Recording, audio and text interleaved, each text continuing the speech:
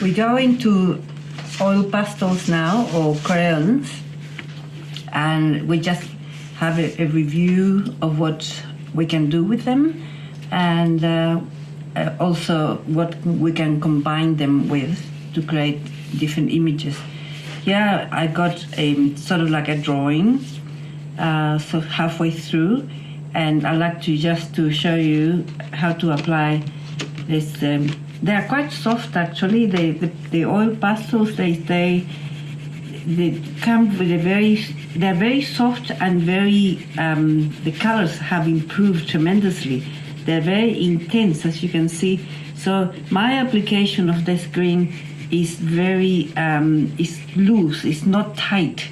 This will be a tight application when there is no white coming through there. This is very just pure green. But the reason that I've done it with like that is because I like to combine that green with a different green, or perhaps a blue. You will see better on camera. So I'm blending, sort of just applying and blending the green with this aqua blue. What happened here? Similar situation. Nice to blend because they blend not by rubbing like we did with the other technique. They blend by applying next to each other or on the top of each other, like that. But if you want to work with solid colors, that's the way to apply solid colors. You apply in a very tight way, no space in between. So they're very lovely to work with. Depending on what you're doing, you can use the loose technique or use the tight for solid colors, tight technique there. Now if you could go that way here with this pink, you will go and create some purple areas like that. But if you want to have more contrast, something that is different, a lot more different, you can apply some white and create a different effect with white. With the blending, you have to be careful and know where to stop blending, because at some point it will saturate, because they are oil crayons. It will go over and over. If you go over too many times, it saturates and it's just a slight, it doesn't take the color anymore. Different from dry pastels. Dry pastels you can spray it with a fixative or hairspray and keep going with layers of different colors. But in this case you have to be careful. That wouldn't take the white, you see. So I have to find out a color that will work there better. Changing the color there, changing the green into a yellowy green, applying, having fun like that. So that is one of the ways that you can use these oil crayons. There are other ways to use oil crayons. You can use oil crayons on a color paper with a bit of texture. This is craft paper, and it comes out really nice too. We can have colors that are similar, like yellows and oranges and browns. There are beautiful browns here, like that, and coming up there this way and creating, if you like, a shape. I'll talk about shape in a minute. So and then incorporating some gray, this beautiful gray around. So that is on color paper.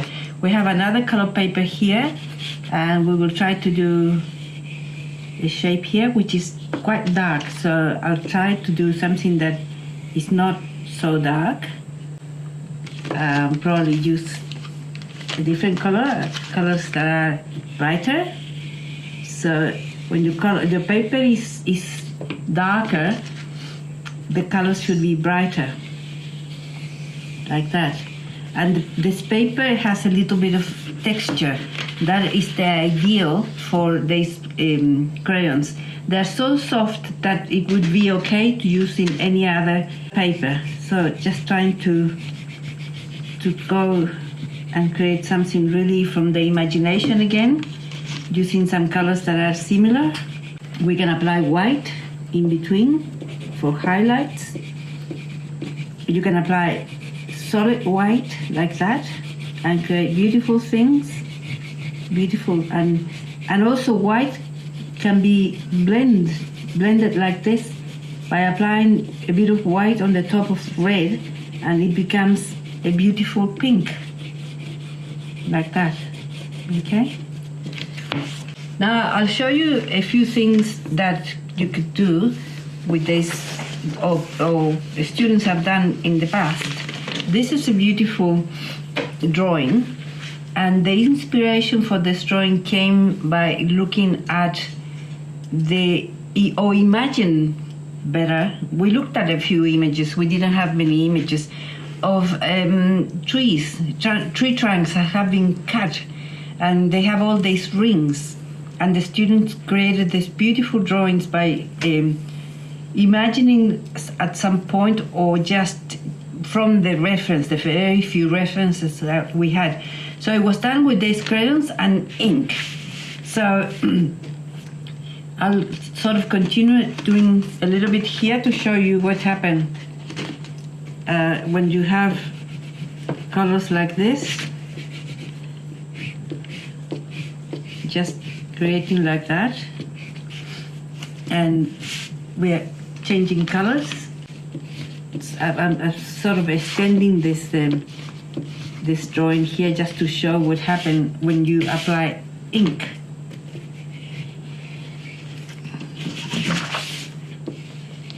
Just following the same kind of drawing there. A bit more. And I'll have to do some white to see what happened when we have white. So I extended there with white. You can't see on camera, but as soon as I apply the ink on, it will come off. It will come up. So I'll apply this pink ink that I have here on the white, and we will see what happened. You can see the white now. That is sort of a resist. It's called a resist, and it's beautiful. It's a beautiful technique, and that technique was used in this drawing. And I'll do a resist here with a bit of green over the orange, and more here, more pink over there, over the black. So that it's a wonderful thing to do. I got a little sample here with these crayons and the ink.